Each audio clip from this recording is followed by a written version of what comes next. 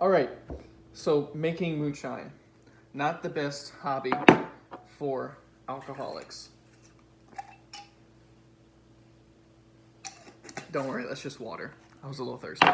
Um, so over the summer, I found a still, and I learned about the history, some personal history, and also how to make it, most importantly.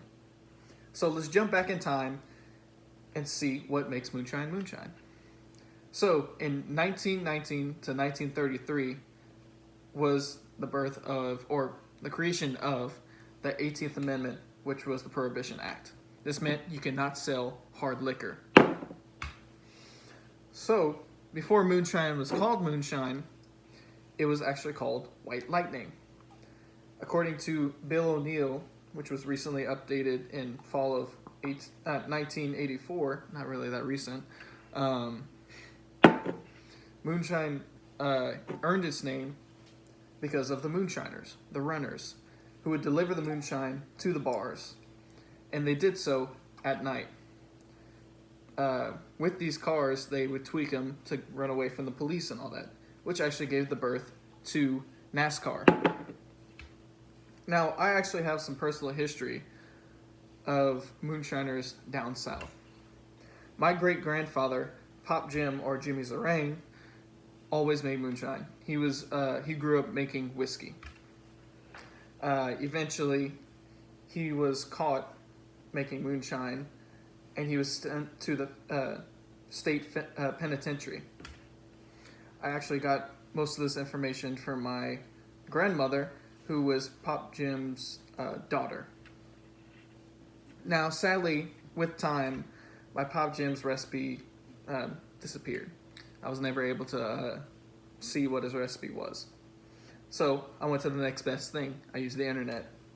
According to How to Make Moonshine, recently updated September 23rd, 2020, there are 5 basic ingredients to making moonshine.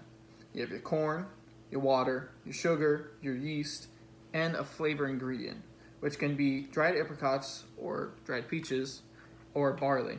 And you can really experiment with that. So I'll describe the general concept of a still, because this is what I use. First off, you have your boiling pot, which is where you put your mash. With the mash, you boil out the alcohol turns into a vapor and runs into a cooling condenser, which turns the alcohol from a vapor to a liquid. Now, what comes out is one of 4 things at a time. The first thing comes out is usually 5% of your mash, of your brew. This is the 4 shots. It is dangerous. Do not drink it. It will probably make you go blind, and is highly flammable. The heads.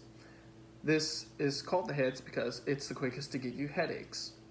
You can drink it too. The hearts. This is exactly what you're looking for. This is the good stuff, the moonshine. And the tails is sort of the end. It's not very good. It's basically corny water.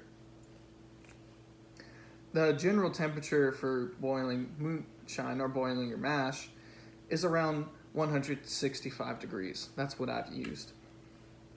Now, in conclusion, like I said, over the summer, I found a still, and I learned about the history. And I actually didn't know about my great-grandfather